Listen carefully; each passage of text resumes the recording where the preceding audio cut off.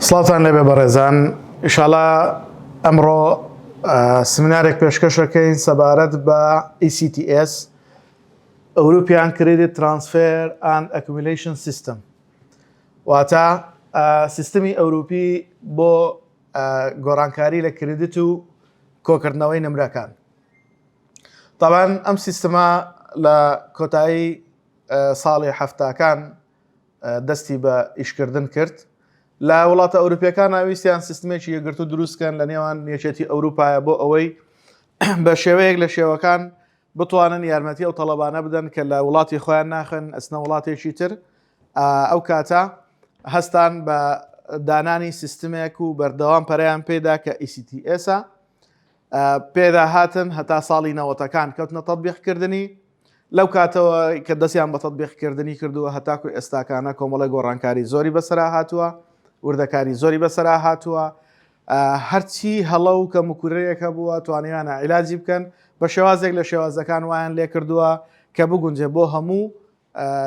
با بڵێن ئەو قوتابیانەی لە دەروی وڵاتی خۆیان لە ناو سیستمی ئەوروپای ئەخوێنن بتوانن کە لە وڵاتیشتر بڕوانامەیان بەدەستێنە لە وڵاتی خۆشانە ئیسفادەی لێ بکەن. ئەمە فراوان کرایەوە لەگە وڵاتەکانی دەوروبەریشە وای لێ هات ئێستاکانە لە 48 وڵاتە جێبەجێ ئەکرێت و 150 سیستمی کردیت لە ئەوروپایە جێبەجێ ئەکرێت. 150کە چۆنە؟ ئێستا ئێمە لێرە لە وڵاتی خۆمانە کە نزیکەی 125 تەطبیقەکەین بە شێوەیەکە کە تەڵەبە گلەی لێ هەیە و ئەڵێ زۆر قورسە و ئەو هەموو ئاکتیڤیتی و سمینار و راپۆرت و ئەو بابەتانە. بەڵام لە ئەوروپا کە 150 جێبەجێ ئەەکەن هەموو سمستەرێک لە هەر دەرسێکا تۆ دەبێت توێژینەوەیەکیشت هەبێت، واتە ینی ئیشەکە لەوێ زۆر قورسترە. بەڵامیتر ئەوە هەریەکە و بە شێوازێک تەطبیقێکات کۆنمرەکان کردیتەکان هەریەکە و بە شێوازێکە کە ئێستا ئینشاڵڵا ئێمە لە درێژەی ئەم سمینارەمانە لە وڵاتی خۆمانە کە 3-4 ساڵێکە تەطبیقەکرێت بۆ ئێوەی خۆشەویستی باسەکەین.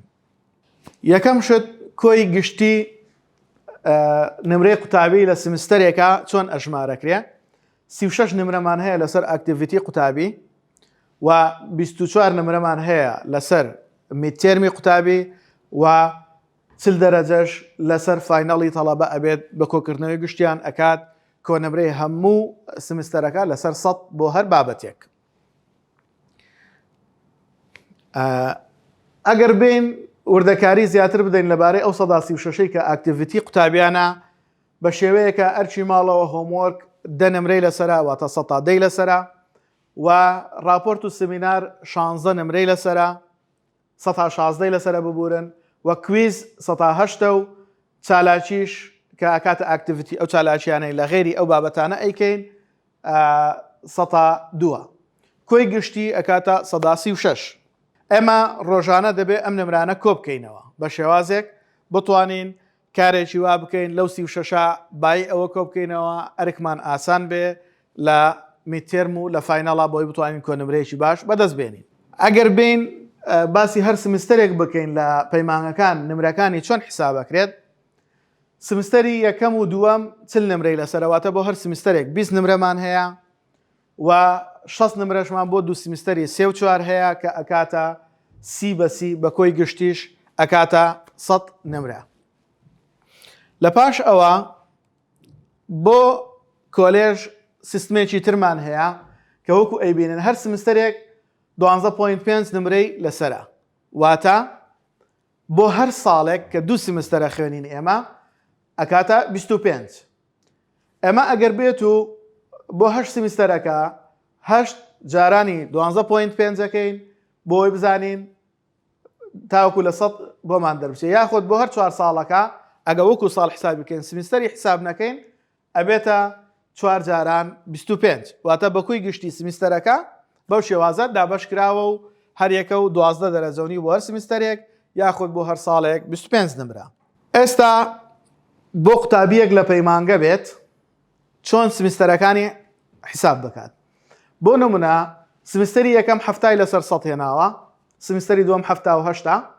سمستەری سێم 85، سمستەری چوارەم 80 هێناوە.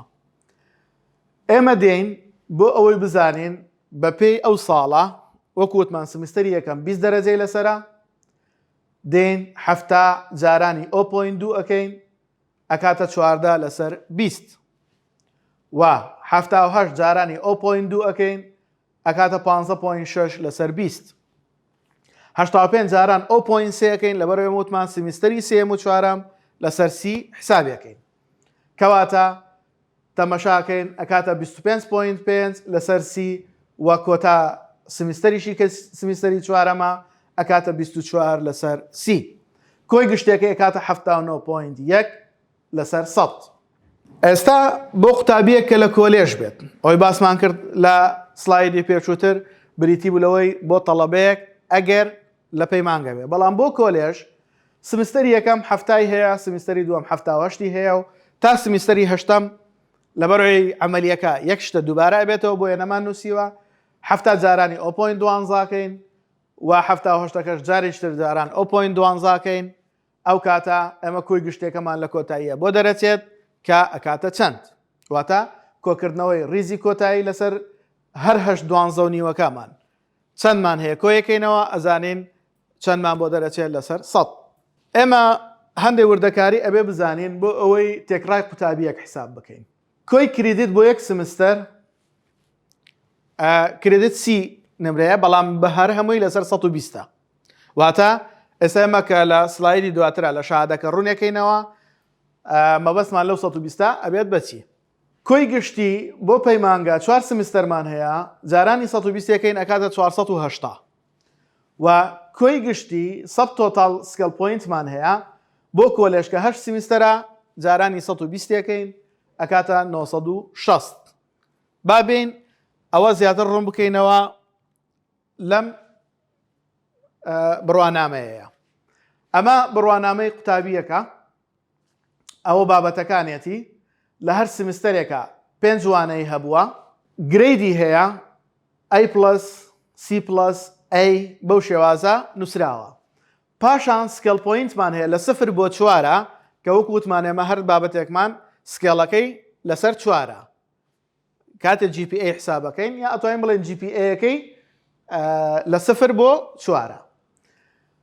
کریدیتمان هەیە هەروانەیە کریدیتی خۆی هەیە بۆ نمونە ئەم بەڕێزە لە کوردولۆژی 5 کریدیتی لەسەرە ئەکادمیک ئینگلیش لانگویج 6 لەسەرە کۆمپیوتەر ئیسێنشیال 4 لەسەرە هومان بایۆلۆجی 7 لەسەرە ئەنەلایتیکال کەمیستری 8 لەسەرێتی ئەگەر هەمویان کۆ بکەینەوە بۆ ئەو سمیستەرە ژمارەی کریدیتەکانمان ئەبێت بە 30 کریدیت باشە سکەل پۆینتەکەی کە باسمان کرد وتمان 120 دەکات ئەوەیان چییە کۆتا لاینمان ئەگەر بیبینن ئێمە دێین هەر نمرەی هەر قوتابیەک کە لە سکەل پۆینت هەیەی ئێستا بە عملیەک بە ئەلێرانە زیاتر ڕوونی بکەینەوە بۆ نمونە ئەمانەوێت سکەل پۆینتی قوتابیەک بزانین دێین سەب تۆتال پۆینتەکە چۆنە دۆزینەوە GPA بۆ یەک وانە جارانی کریدیت بۆ یەک وانە بۆ نمونە قوتابەکە 3.776 هەیە کە GPA-یەکەیەتی جارانی 5ەکەین کە ژماری کریدیتەکانی ئەو وانەیە ئەکاتە 18.88 وەکۆی کە لێرە ئەبینین 18.88 دەرکردووە کەواتە ئێمە بۆی سکەل پۆینت بدۆزینەوە پێویست دەکات GPA قوتابێکە کە سکەل پۆینتە لە 0 بۆ 4 جارانی ژمارەی کریدیتەکانی بکەین وەکو ئەیبینین ئەلێرە لە خانەی دووەم 2.936 جارانی 6ەکەین 17.616 دەرەچێت ئەمجا دێین لە سمستری یەکەم کە 5 وانەمان هەیە 18.88 17 13 26 27 هەمویان کۆکەینەوە ئەبێت بۆ یەک سمستەر 120 نمرە دەربچێت یان 120 دەربچێت کە هەر 5 بابەتەکەمان کۆ کردەوە ئەبێ سەب تۆتال سکەل پۆینتەکەی بکاتە 120 ئەویش ئێستا لە عملیەیەکی ترە ڕوونەکەینەوە ئەو 120 چۆن ئەتوانین تێکڕای قوتابیەکە بۆ یەک سمستەر دەربکەین ئێستا وەکو ئەبینین لەم سلایدەیە بۆ ئەژمارکردن تێکڕای قوتابی بۆ یەک سمستەر ئەمە تۆتال کریدیتمانەوە لەسەر 30 نمرە بزانین ئایا چەندمان هێناوە لەسەر 30 سەب تۆتال سکەل پۆینتی قوتابیەک بۆ یەک سمستەر دابەشی 4ەکەین بۆ ئەوەی بزانین تۆتال کریدیتەکەمان چەندە. ئێمە بۆ کۆکردنەوەی ئەو ژمارانەی پێشوو لە 18 هەتا 27ەکە 104.41632مان بۆ دەرچوو کە دابەشی چوارەکەین تۆتال GP یان با بڵێن تۆتال کریدیتی ئەو تەڵەبەیە ئەبێت بە چەند؟ ئەبێت بە 26.10048 بۆ یەک سمستەر. ئێستا کە لە سلایدی داهاتوو باسێکەین چۆن ئەو 26.10048 ئەگۆڕین بە GPA و بۆمان دەرەکەوێت لە یەک سمستەرە چەندمان هەیە. ئێستا ئەگەر بێت و ئێمە تەمەشای ئەم سلایدیان بکەین ئەبینین قوتابیەکە تۆتال کریدیتی بۆ نمونە 22.3925 ئەوە بمانێت GPA-یەکەی بزانین دابەشی 7.5یەکەین بۆمان دەرەچێت GPA-یەکەی 2.9857 ئەگەر بمانەوێت ئەو کۆنمرێ بزانین لەسەر 100 چەندەکە 25 جارانی GPA-یەکەمانەکەین ئەلێرە ئەم قوتابیە ئەبینین لەسەر 174.6425 بۆ دەرچووە. لەم سلایدە ئێمە دێین باسی ئەژمارکردنی تێکڕای قوتابیەکەین دوای دەرچوون واتە بۆ 4 سمستەر کە دەرچووی پەیمانگەیە. GPA-یەکەمان سب تۆتال سکێل پۆینتەکە دابەشی تۆتال کریدیتەکەین کە 388.8798 دابەشی 120یەکەین ئەکاتە 3.2407 بۆ ئەوەی کریدیتەکەمان بزانین ئەو 3.2407 چەندەکات تۆتال GPA-یەکەمان عەفوان دابەشی جارانی 7.5یەکەین ئەکاتە 24.3525 کە ئەمەش ئەکاتە کۆتا کۆنمرەی هەر 4 ساڵەکەی تەڵەبە کە تۆتال کریدیتە و ئەگەر بە GPA-یش بێت 3.2407 دەرەچێت. ئەمەیان بریتێ لە جەدوەلێک A+ یان A, B+, B, C+, C ئەوانە کۆنمرەکانی چەند دەکات. A+ ئەکاتە زیاتر لە ئەکێتە بینی 3.6 بۆ 4. A لە بینی 3.4 بۆ 3.6. B+ 3.2 بۆ 3.4. B 3 بۆ 3.2. C+ 2.8 بۆ 3 واتاکەوێتە ئەو بینەوە. C 2.4 بۆ 2.8. D+ 2.2 بۆ 2.4. D 2 بۆ 2.2. E ئەکاتە 2 E+ ببورن E بە تەنیایەتر لە خواردووەوەیە. ئەگەر بە پێی ڕێژەی سەدی حسابی بکەین A+ سەروی 90 A لە 85 بۆ 90 B لە 80 بۆ 85 B+ بە تەنیا 75 بۆ 80 C+ 70 بۆ 75 C لە 60 بۆ 70 و D+ لە 55 بۆ 60 و Dش لە 50 بۆ 55 E+ 50 و ئیش ئەکاتە سفر با بڵێن تەڵەبەکە نمرەی یان خوار 50واکە با بڵێن. ئەگەر بێت و با بڵێن شێوەی نایاب و باشە و زۆر باشە حسابی بکەین A+ نایابە A لەگەڵ B+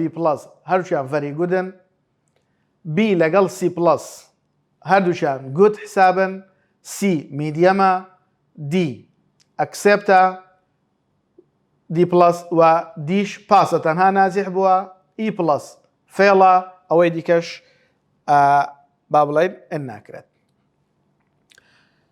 ئێمە لێرە سمینارەکەمان کۆتایی هات بە هیوای ئەوەی ڕوونکردنەوەیکی باشمان دابێت و تەڵەبەکان بتوانن ئیسفادە لەو سمینارەمان بکەن ئینشاڵڵا. ئەگەر پرسیارێکیان شتێکە بوو لە ئینستاگرام لە تیکتۆک و لە یوتیوبیش کەناڵی ئاسوێ زانکۆ لە خزمەتی ئێوە بێت بۆ وەڵامدانەوەی پرسیارەکانتان بە هیوای سەرکەوتنتان هیوادارین سوودتان لە سمینارەکەمان بینی بێت.